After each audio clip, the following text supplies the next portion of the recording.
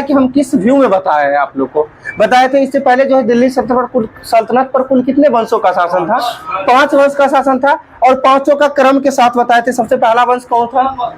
बोलिएगा सभी लोग, मुंह से आवाज निकल सकता है। गुलाम वंश, बोलना मना नहीं है, ठीक है।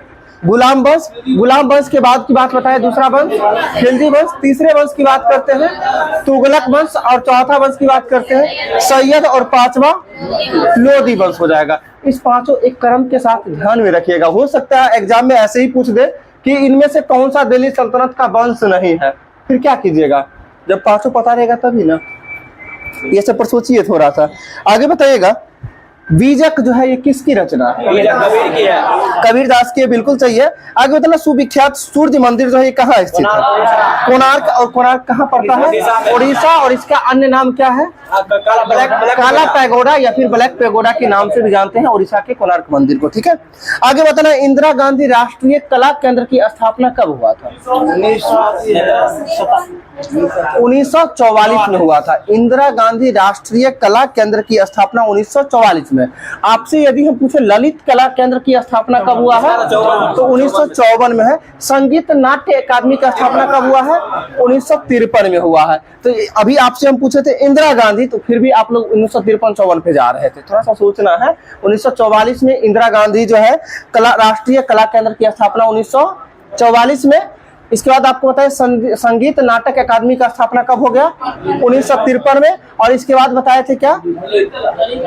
ललित कला अकादमी का स्थापना 1954 में हो जाएगा, ठीक है। आगे आपको बताना है, मोहम्मद गौरी ने भारत पर प्रथम आक्रमण जो है कब किया था? हाँ, अभी आपसे पूछ रहे हैं मोहम्मद गौरी का भारत पर पहला आक्रमण मोहम्मद 1175 में किया था। कब? 1175। क्योंकि 1175 और क्योंकि 1206 में तो इसकी मृत्यु हो जाती है और इसके बाद ही ना मोहम्मद गौरी का ही ना सेनापति होता है कुतुबुद्दीन ऐबक, ठीक है। तो ऐसे भी ध्यान रखना है, 2-3 में कंफ्यूजन हो जाता है। कभी आप क्या बोल देते हैं? मोहम्मद बिन कासिम का पहला आक्रमण कब था, ये बता दीजिए। 712। कभी आपके मन में 712 आ जाता है, कभी आपके मन में आ जाता है 1000। तो 1000 में पहला आक्रमण किसका किया गया था? मोहम्मद गजनवी का पहला आक्रमण कब था? 1000 में, ठीक है। चलिए आगे बताना है आपको, सिकंदर लोदी के बचपन का नाम क्या था? सिकंदर लोदी के बचपन का नाम की बात करते हैं निजाम खां हो जाएगा। क्या हो जाएगा?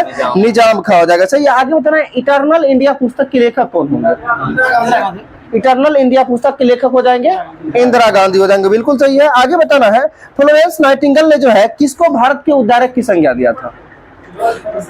लॉर्ड रिपन को दिया था। ये भी कई बार हम करवा चुके हैं। लॉर्ड रिपन को भारत का उद्धारक की संज्ञा किसके द्वारा दिया गया था?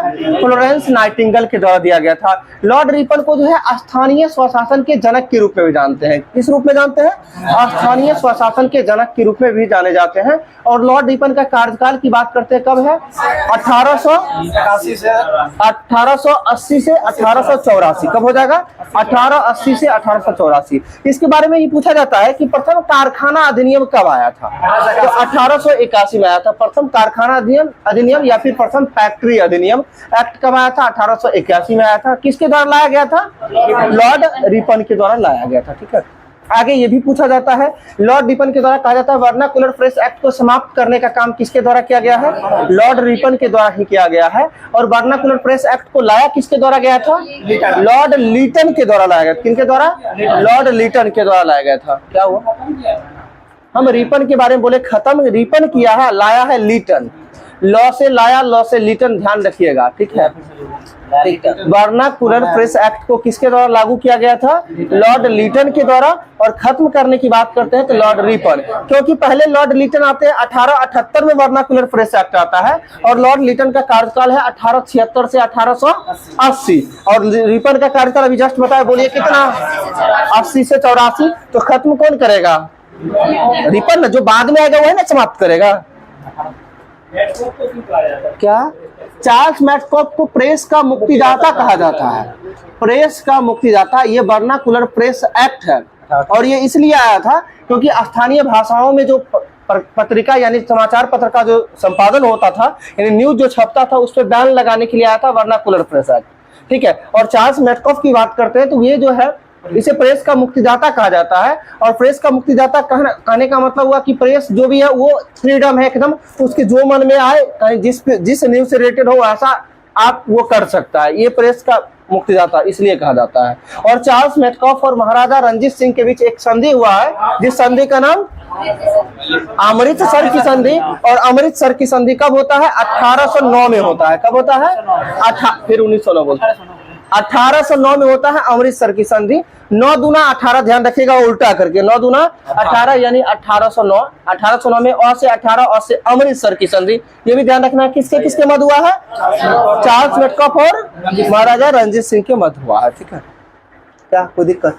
आगे बताना है आपको, नाथुला दर्रा किस राज्य में? नाथुला सिक्किम में होगा।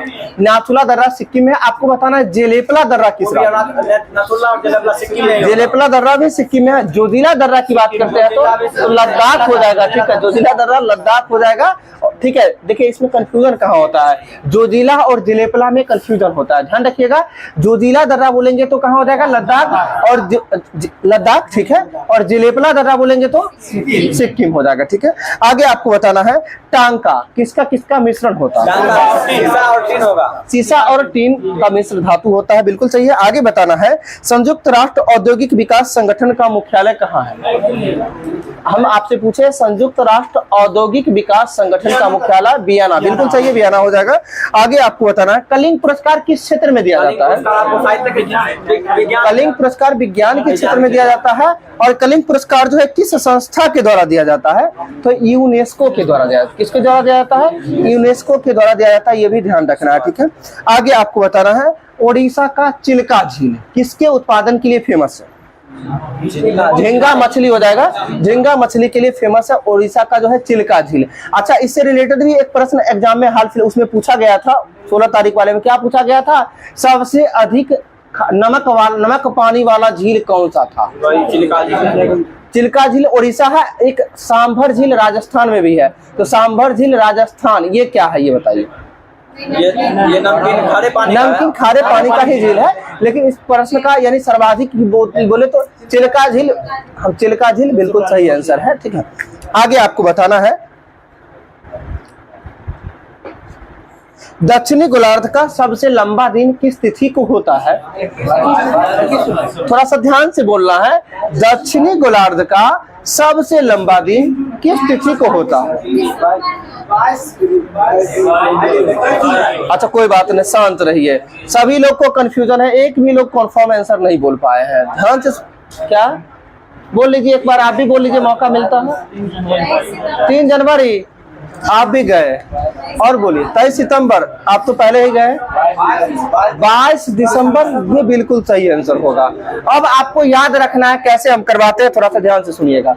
सबसे पहले की बात करते हैं, अपने लोग जो है किस गोलार्ध में स्थित है, सबसे पहले ये बताओ। उत्तरी गोलार्ध में स्थित है, यानी भारत देश उत्तरी गोलार्ध में स्थित है। ठीक है, चलिए आगे। जब भारत उत्तरी गोलार्ध में स्थित है, भारत में आप जानते हैं लंबा दिन गर्मी में कि ठंडा में? गर्मी में लंबा दिन होता है। जब गर्मी में लंबा दिन, अच्छा गर्मी में लंबा दिन की बात करें, किस मंथ में सबसे ज्यादा गर्मी लगता है?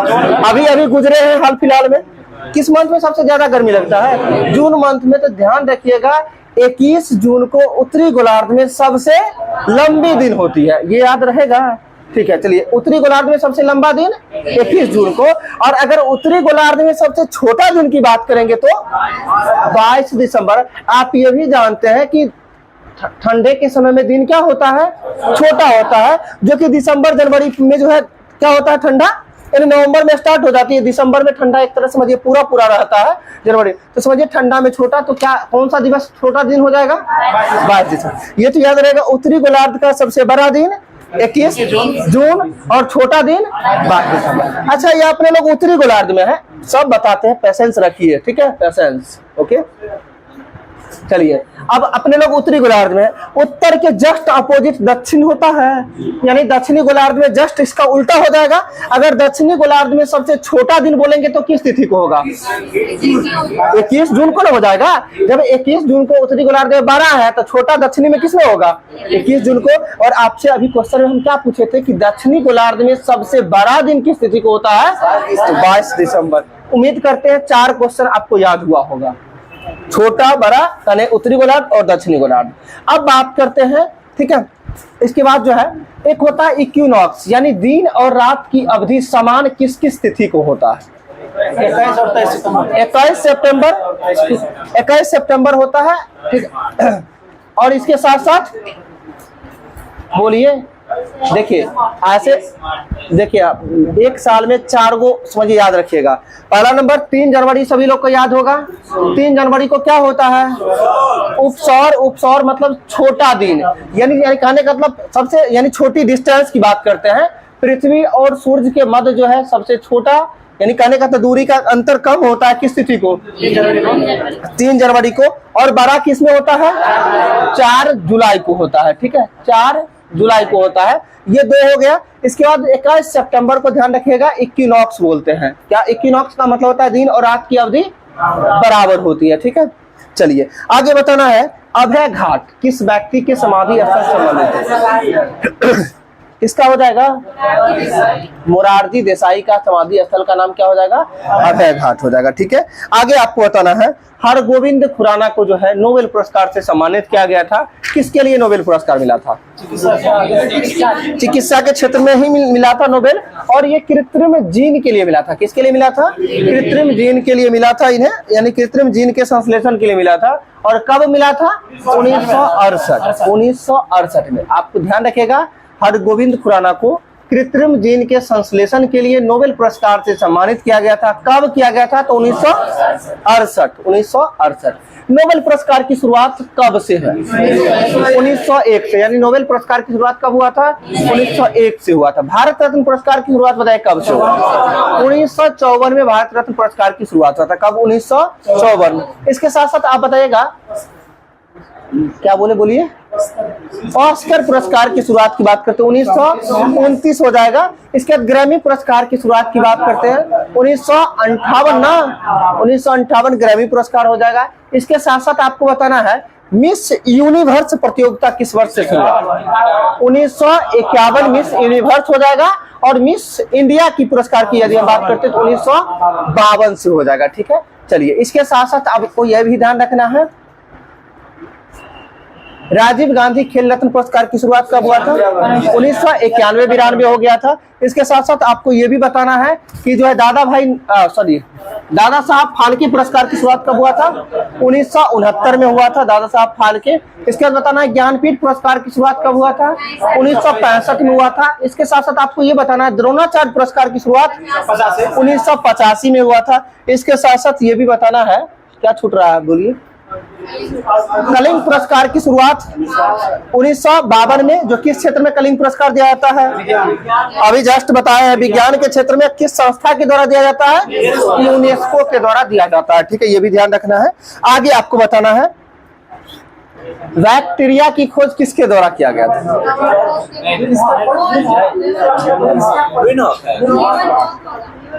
बैक्टीरिया का खोज किसके द्वारा? ठीक है, बैक्टीरिया का हिंदी क्या होता है?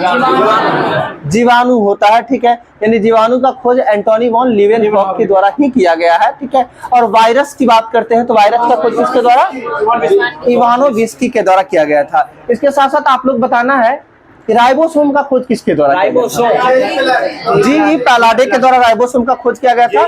और J.E. पैलाडे, ठीक है। आगे आपको बताना है, कोशिका का फैक्ट्री किसे कहा जाता है?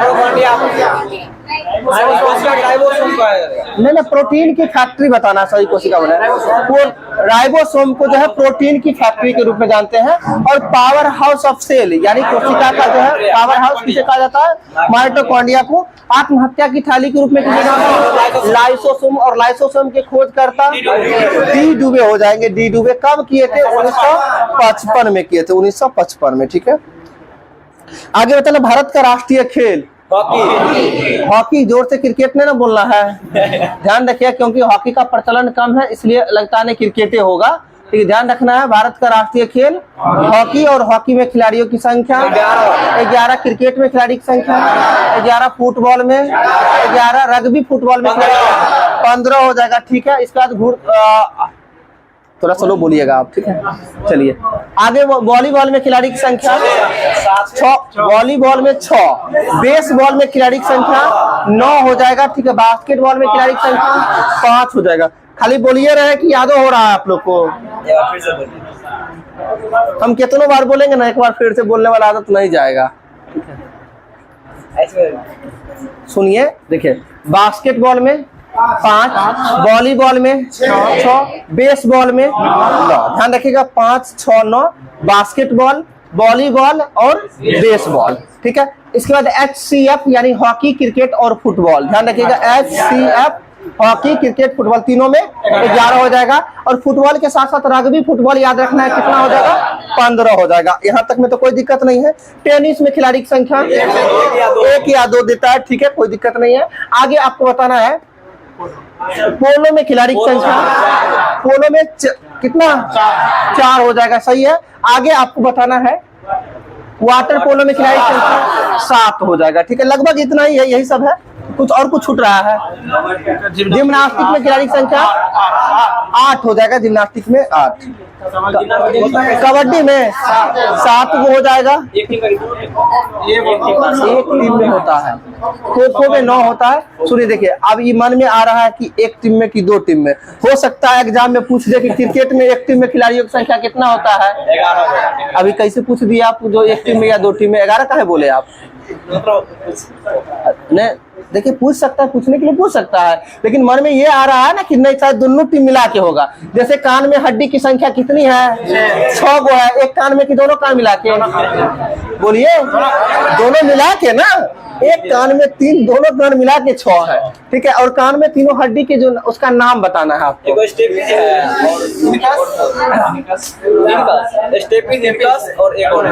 सुन लीजिए, MIS मिस होता है ना, M से मेलियस, I से इनकस और S से स्टेपस। ये तीनों ध्यान रखना है। क्या क्या हो जाएगा?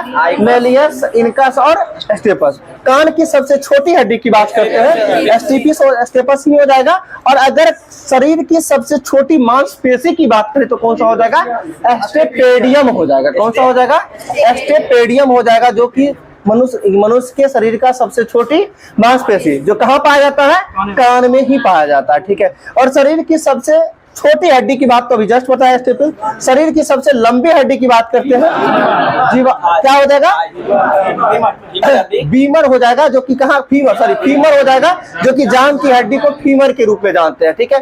टिबिया नामक हड्डी कहाँ पाया जाता है? टांग में पाया जाता है। पटेला नामक हड्डी कहाँ पाया जाता है? घुटना में पाया जाता है, घुटना में, ठीक है। पटेला टांग में ही पाया जाता है। पता नहीं क्या क्या रहता है, ठीक, चलिए कोई बात नहीं, आगे आइए। कोयल कारो विद्युत परियोजना किस राज्य में है? कोयल कारो विद्युत परियोजना जो है झारखंड में है। और कोयली तेल शोधनशाला जो है वो गुजरात में। ध्यान रखना है, कोयल कारो विद्युत परियोजना कहाँ हो जाएगा? झारखंड में। और कोयली तेल शोधन कहाँ है? परिशोधनशाला गुजरात में हो जाएगा, ठीक है। आगे, मुद्रा पावर प्लांट कहाँ स्थित है? गुजरात में ही हो जाएगा। मुद्रा पावर प्लांट कहाँ हो जाएगा? गुजरात में हो जाएगा मुद्रा, ठीक है। आगे बताना, राष्ट्रीय विकास संस्थान कहाँ स्थित है? राष्ट्रीय ग्रामीण विकास संस्थान बताना है। हैदराबाद। राष्ट्रीय ग्रामीण विकास संस्थान का मुख्यालय कहाँ हो जाएगा? हैदराबाद में हो जाएगा, सही। आगे बताना है, भारत का राष्ट्रीय खेल, अभी जस्ट पूछे थे हॉकी। अगर राष्ट्रीय सांख्यिकी दिवस कब मनाया जाता है? 29 जून को मनाया जाता है। किनकी स्मृति में मनाया जाता है? बोलिए। PC महालनोबिस के जन्म दिवस के अवसर पर मनाया जाता है 29 जून, ठीक है। PC महालनोबिस हो जाएंगे, ठीक है। आगे आपको बताना, भारत के प्रथम विधि मंत्री कौन थे? विधि मंत्री यानी कानून मंत्री की बात करते हैं, कौन हो जाएंगे? BR अम्बेडकर साहब हो जाएंगे, सही है।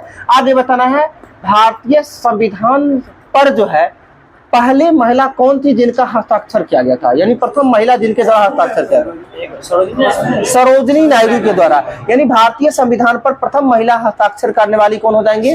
सरोजिनी नायडू हो जाएंगी, ठीक है। आगे आपको बताना है, कृषि किस क्षेत्र के अंतर्गत आते हैं? कृषि की बात करते हैं तो किसका प्रथम क्षेत्र के अंतर्गत आता है? और जो है राष्ट्रीय आय में सर्वाधिक योगदान देने वाला क्षेत्र कौन सा हो जाएगा? सेवा क्षेत्र हो जाएगा। सेवा क्षेत्र में तृतीय क्षेत्र के रूप में जानते हैं, सेवा क्षेत्र को तृतीय क्षेत्र के रूप में, ठीक है। क्षेत्र 3 गो है। हाँ, 3 गो है। 3 गो में एक में कौन आएगा? 2 में आएगा। हाँ, तो तीनों की बात। पहला क्षेत्र, पहले में प्राथमिक क्षेत्र में किस कौन कौन आएगा? कृषि। दूसरा क्षेत्र में कौन सा आएगा? द्वितीय क्षेत्र में उद्योग आएगा। और तीसरा की बात करते हैं, सेवा क्षेत्र आएगा। सेवा में जैसे डॉक्टरी वगैरह होता है ना, ठीक है, यातायात वगैरह होता है, ये सब किसमें आता है? सेवा क्षेत्र में आता है, ठीक है। उद्योग में सभी जान रहे हैं, उद्योग जितना भी है वो सभी द्वितीय क्षेत्र में, और कृषि किसमें हो जाएगा? पहला। उद्योग और विनिर्माण की बात करते हैं, ये सभी जो है द्वितीय क्षेत्र में आता है। ठीक, आगे आपको बताना है क्या? विनिर्माण का मतलब कोई वस्तु का निर्माण करते हैं हम। ठीक है, उद्योग में क्या होता है? कोई भी उद्योग, आप जानते हैं उद्योग मतलब फैक्ट्री की बात करते हैं, तो कहाँ होती है? क्या इसका मतलब क्या होता है? फैक्ट्री में क्या होता है? किसी वस्तु का निर्माण होता है, वही विनिर्माण बोला जाता है, उद्योग तथा विनिर्माण। ठीक है, आगे बताना, फुटसी कहाँ का शेयर सूचकांक है? आप 5 मिनट के लिए खड़े हो जाइएगा, दीवार के साइड में नींद ले रहे हैं। ठीक है, क्या करना है? खड़ा होना है। गलत बात है। अच्छा, लिखा हुआ हो गया है कॉपी? कॉपी थोड़ा सा बढ़ाइए तो मेरे पास, सब नींद उड़ जाएगा तुरंत। देखिए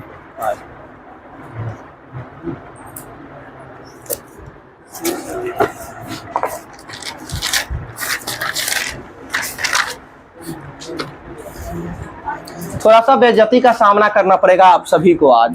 ठीक है, और जरूरी भी है, और बाकी लोग जो क्लब नहीं भी आ रहे हैं उन लोग को ये दिखेगा भी। ठीक है, कि आप लोग क्या करते हैं यहाँ, सिर्फ पढ़ने के लिए आते हैं कि सिर्फ आते जाते हैं। ठीक है, कम लोग ही वैसे फेल है। जिनका जिनका नाम बोलते हैं खड़े हो जाइएगा ईमानदारी से। ठीक है, चलिए अंजलि जी खड़े होइए, तो पूजा जी खड़े होइए, नाम बोल रहे हैं, खड़े होते जाइए। अनुप्रिया जी खड़े होइए। काजल जी फर्स्ट।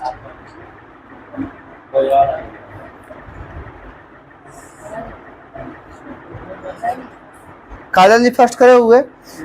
इसका रोजी जी है कोई? रोजी जी कौन है? ठीक है, चलिए संजना जी खड़े होइए। एक ही साथ फेल वाले कैटेगरी की संख्या एक साथ जा रहा है। क्या हुआ? कॉपी ठीक से चेक नहीं हुआ है? अच्छा ठीक है, क्या नाम हुआ आपका? अनुप्रिया जी। एक बार देखिए चंदन जी, अनुप्रिया जी का कॉपी देखिए तो। चलिए आगे रूपम जी खड़े हुई है। 19 नंबर है। ठीक है, अच्छा चेक है ना सही से? अच्छा देख लीजिए ना, दूसरा OMR सीट से मिला लीजिए ना, क्या दिक्कत है? आगे चांदनी जी खड़े हुई है। 20 से नहीं पुराना था, हंस रहे हैं, कोई बात नहीं, छूट गया हो कोई दिक्कत नहीं, लेकिन 20 से नहीं ना पुराना था। बस इस चीज का ध्यान रखना है, खुश नहीं होना है। चांदनी जी खड़े हुए नहीं है? कौन आ रहा है? अच्छा आने दीजिए, रिकॉर्ड हो रहा है ना, फोन ऐसे ही आते रहेगा। दिव्या जी खड़े हुई तो। दिव्या जी। आगे सरला जी खड़े हुई तो, कि साधना जी हैं? शारदा जी हैं। शारदा जी खड़े हुई तो, और अंबिका जी। अंबिका जी कौन है?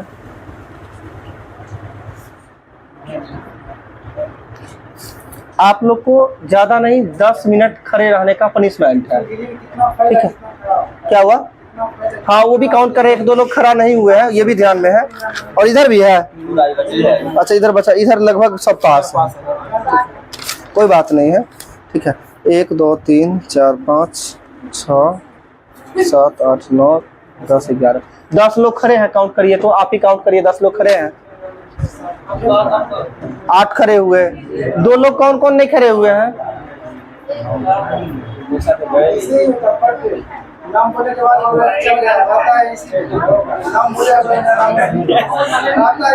आप देखिए तो OMR लेके खड़ा करेंगे चेक करके, तो फिर और भारी पनिशमेंट मिलेगा। आगे में बैठे हुए देख रहे हैं, और कैमरा में भी दिख रहे होंगे आप शायद। ठीक है, समझे? एक लोग और है कोई आगे, आपके आगे हैं, खड़े नहीं हुए हैं, आप खड़े होइए तो। क्या झगड़ा नहीं कर लीजिएगा रास्ते में कि हमको खड़ा करवा दिए? क्या हुआ, कोई दिक्कत? पूर गया? अच्छा ठीक, आज कोई बात नहीं, तो गुस्सा नहीं करना है, इसके लिए तकलीफ। अच्छा इसमें गुस्सा करने की क्या जरूरत है? सब दिन खड़ा होते हैं। अब अगले दिन से कोशिश, मेरी बात को सुनिए, 1 मिनट मेरा बात सुन लीजिए पहले। अच्छा ऐसा नहीं, सीरियसली नहीं होना है कभी भी। अच्छा आप सभी को भी पनिशमेंट दे रहे हैं, क्या लग रहा है पनिशमेंट दे रहे हैं? नहीं लग रहा, वैसा फील नहीं होना चाहिए, बात को समझिए पहले। और इसलिए इतना इसलिए कहा जाए ताकि सभी लोग पढ़ के आए। अगर जबरदस्ती अगर घीस तीर के अगर 20 पूरता है, मेरी बात को समझिए, अगर पूर जा रहा है, आप 40 में 40 लिखिए ना, कितना भी कम करेंगे तो 35 आएगा, 30 आएगा, खड़ा होने की नौबत कहाँ आएगी जो खड़ा होना पड़ेगा।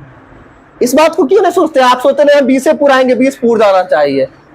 आपको 40 क्वेश्चन लिखवाया जाता है और आप यकीन नहीं करिएगा, शाम वाले बैच का स्थिति कॉपी यही रखा हुआ रहता है, इसी रूम में चलता है ना। अब आप कॉपी लेके देखिएगा, 40 में 40 रहता है टॉपर का एसएसटी में, और उसमें भी गर्ल्स लोग का ही रहता है, बॉयज का इतना क्षमता नहीं है किसी का। नहीं सही बोल रहे हैं, ज्यादा इंसल्ट की बात नहीं है, यह हकीकत है। 40 में 40 0 40 रहता है, फिर बात कर रहे हैं, खड़ा करवाइए इसलिए बात कर रहे हैं, बोल रहे हैं कि आज रास्ते में पीटेंगे। चलिए कोई बात नहीं है, झगड़ा नहीं कीजिएगा, ठीक है। 5 मिनट बीत चुका है, 5 मिनट और खड़ा रहना है अगले दिन से, ताकि एक भी खड़े होने का नौबत किन्हीं को ना आए, ठीक है। शांति से खड़े रहिएगा, अब सुनिएगा शांति से। चलिए आगे बताइएगा, ग्रेसम का नियम जो है ये किससे संबंधित है? मुद्रा के प्रचलन से संबंधित। किससे संबंधित है? मुद्रा के प्रचलन से संबंधित है, सही है। आगे आपको बताना है, मानव शरीर में जो है यूरिया का निर्माण किस अंग में होता है? यकृत में होता है। और मानव शरीर की सबसे बड़ी ग्रंथि कौन सी है? यकृत है। और यकृत को ही इंग्लिश में लीवर बोलते हैं, तो कहीं लीवर लिखा हुआ रहा तो ऐसा नहीं करना है, ठीक है। चलिए आगे बताना है, पंचवर्षीय योजनाओं को अंतिम रूप से जो है अनुमोदन कौन प्रदान करता है? तो राष्ट्रीय विकास परिषद। किसके द्वारा? राष्ट्रीय विकास परिषद के द्वारा, ठीक है। आगे बताना है, भारत में राष्ट्रीय आय का आकलन कौन करता है? CSO करता है, केंद्रीय सांख्यिकी संगठन, ठीक है। आगे आपको बताना है, पुस्तक है माई म्यूजिक माई लाइफ, किनके द्वारा लिखा गया था? माई music my life, Pandit Ravishankar जी के द्वारा लिखा गया है पुस्तक माई म्यूजिक माई लाइफ। और आपको ये बताना है कि पंडित रविशंकर जो है इन कौन से वाद्य यंत्र बजाते थे? सितार वादक थे, ठीक है, सितार वादक थे। आगे आपको बताना, कितने पाकिस्तान उपन्यास के लेखक कौन? कितने पाकिस्तान उपन्यास के लेखक? खुशवंत सिंह, कमलेश्वर हो जाएगा, कमलेश्वर। कितने पाकिस्तान के लेखक कौन हो जाएंगे? कमलेश्वर हो जाएंगे, ठीक है। आगे आपको बताना है, 1 रुपये के नोट पर किसका हस्ताक्षर होता है? वित्त सचिव का होता है। बैठ जाइए सभी लोग, बैठिए, ठीक है। 1 रुपये के नोट पर किसका हस्ताक्षर होता है? वित्त सचिव का होता है। और बाकी पे किसका होता है? RBI के गवर्नर का होता है, RBI के गवर्नर का होता है, ठीक है। आगे आपको बताना है, भारत सरकार के द्वारा ही जारी, क्या मेरी बात को नहीं समझ रहे हैं? देखिए 1 रुपया का सिक्का पे भारत सरकार के वित्त सचिव का हस्ताक्षर होता है और जारी भी भारत सरकार के द्वारा ही। देखिए हम बताते हैं, जितने भी नोट है, जितने भी पैसा है, सभी पे, पहले सुनिए ना मेरी बात को, सुन लीजिए। पैसा जारी करने की बात है, सभी RBI के अंतर्गत होती है, लेकिन उस पर साइन की बात करते हैं तो वित्त सचिव का होता है, ठीक है। भारत सरकार के वित्त सचिव का 1 रुपया के सिक्का पे जो किसका साइन होता है? 1 रुपये के नोट पे वित्त सचिव का होता है। और बाकी जो जितने भी नोट है उस सभी पे RBI के गवर्नर का। आगे आपको बताना है, जापान का मुद्रा का नाम येन हो जाएगा, और जापान की राजधानी टोक्यो हो जाएगा, सही है। आगे बताना है, विटामिन B12 में कौन सा धातु पाए? 17 टोटल, हिंदी और अंग्रेजी मिला के टोटल 17 भाषा। हम क्या बता रहे हैं? हिंदी और अंग्रेजी मिला के टोटल 17 भाषा होता है, ठीक है। 15 + 2 17। आगे बताना है आपको, अभी जस्ट बताए हैं। आप खड़े होइए, 1 मिनट खड़े नहीं होइएगा, बैठे बैठे नहीं बोलिएगा। वर्नाकुलर फ्रेश एक्ट को किसके द्वारा समाप्त किया गया था?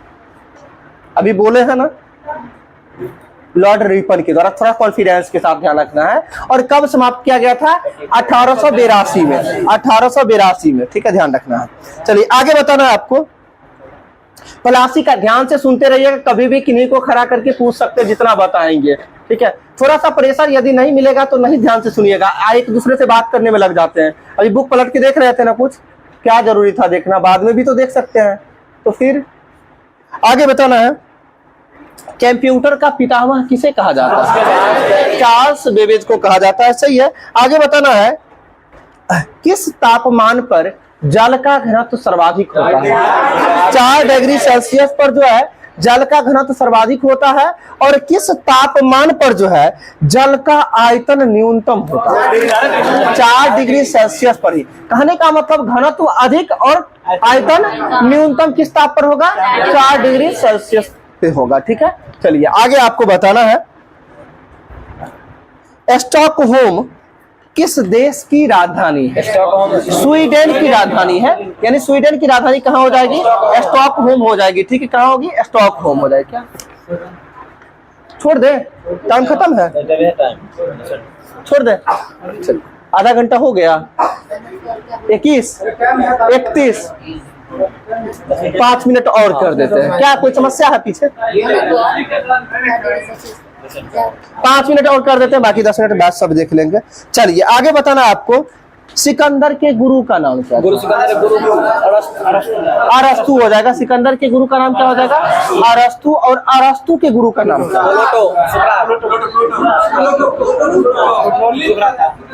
प्लूटो हो जाएगा। और प्लूटो के गुरु का नाम सुकरात। और सुकरात के गुरु का नाम अफलातून। ध्यान रखना है, सुकरात के गुरु का नाम क्या हो जाएगा? अफलातून हो जाएगा। यानी एक वर्ड याद बताते हैं, ASPAS, यानी ASPS होता है। ठीक है, हम बता देंगे, अच्छा से बता देंगे। इसमें आसपास वर्ड से क्या होता है? ए से अफलातून, अफलातून का चेला कौन हो जाएगा? एस से सुकरात। और सुकरात के बाद हो जाएगा कौन हो जाएगा? प्लूटो। और प्लूटो के अरस्तु। और अरस्तु का गुरु सिकंदर, यानी उल्टा हो गया है। सिकंदर से पहले अरस्तु, उल्टा होता है। स्पेलिंग के साथ कभी जो होता है ना हम लिखवा के बता देंगे। ठीक है, आप लोग को एक दूसरे का गुरु का क्रम ऐसे होता है। ठीक है, फिर से एक बार सुनिएगा, सिकंदर का गुरु का नाम अरस्तु, अरस्तु के गुरु का नाम प्लेटो। ठीक है, प्लूटो के गुरु के नाम सुकरात। और सुकरात के गुरु का नाम अफलातून। इतना ध्यान रखिएगा, अफलातून, अफलातून। आगे बताना है, अमेरिकी स्वतंत्रता संग्राम के समय जो है अंग्रेजों का सेनापति कौन था? अमेरिकी स्वतंत्रता संग्राम के समय अंग्रेजों का सेनापति कौन था? लॉर्ड कर्नवालिस हो जाएगा। कौन होगा?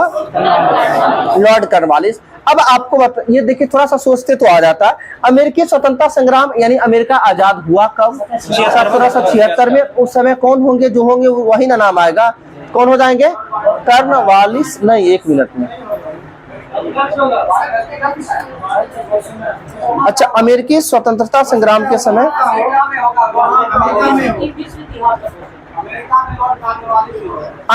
हाँ, ये होता है अंग्रेजों का सेनापति वैसे दे रहा है, वहां हो सकता है कर्नवालिस हो, लेकिन भारत तो कर्नवालिस बाद में आया है, वही तो। आगे बताना है, अमेरिका का संविधान कब लागू हुआ था? 1889, 1789, यानी अमेरिका 1776 में आजाद हुआ। कब डेट की बात करें तो 4 जुलाई 1776। सही है। 89, नहीं 1 मिनट रुकिए, पहले सुन तो लीजिए, हम बताते हैं। तरीका है मेरे पास याद करने का। अमेरिका का स्वतंत्रता कब हुआ? 76। और 76 में 13 साल जोड़ दीजिए, 89। बिल्कुल सही है। हम जान रहे हैं ना, हम अपने तरीका से याद रखे हुए ना। अमेरिका का यानी अमेरिका आजाद होने के 13 साल बाद अमेरिका का संविधान लागू हुआ था। 1776 में अमेरिका आजाद हुआ, ये तो कन्फर्म है। 13 साल की बात करते हैं 1789। और फ्रांसीसी क्रांति की बात करते हैं तो 1789 को। क्या एक ईस्वी में दो काम नहीं हो सकता है? बहुत कुछ हो सकता है। एकदम सही है, इसमें कोई शक नहीं, बेशक। ठीक है। उपनिषदों का अनुवाद जो है फारसी में किसके द्वारा किया गया था? उपनिषद का फारसी में अनुवाद दारा सिको के द्वारा किया। किसके द्वारा किया गया था? दारा सिको के द्वारा किया गया था। और ये ध्यान रखना है कि उपनिषद का फारसी में अनुवाद दारा सिको जो किए थे, किस नाम से किए थे? सिर ए अकबरी के नाम से। किस नाम से? सिर ए अकबरी के नाम से जो है उपनिषद का अनुवाद फारसी में दारा सिको के द्वारा किया गया था। और दारा सिको कौन था ये बताना। औरंगजेब का बड़का भाई भी कह सकते हैं, शाहजहां का योग्य पुत्र भी कह सकते हैं। ठीक है, कौन था? दारा सिको। ठीक है, चलिए रहने देते हैं, आज के लिए इतना ही। कल आप लोग का छुट्टी है, परसों टेस्ट है। और आप सभी में से ऐसे बहुत सारे साथी ऐसा होंगे, कल संडे है ना? ठीक है, जिनको क्या MMT नहीं होता, मंगलवार को MMT नहीं होता है। पिछली बार नहीं हुआ, पिछली बार नहीं हुआ। अच्छा कोई बात, देख लेते हैं। अच्छा कोई बात नहीं, देख लेते हैं, टेंशन लेने की कोई जरूरत, जैसा होगा वैसा कर दिया जाएगा। ठीक है, अभी जो बात को बोलते पहले ध्यान से सुन लीजिए। कल के टेस्ट में यानी संडे टेस्ट में, ALP के टेस्ट में, यानी रेलवे का जो टेस्ट होता है ना 100 क्वेश्चन का, मैथ रीजनिंग जीके जैसे सब कुछ रहता है उसमें आप सभी के बैच यानी जितने भी बैच हैं जिनको टेस्ट में शामिल होना होगा, बिहार पुलिस के कार्ड के साथ आप शामिल हो सकते हैं।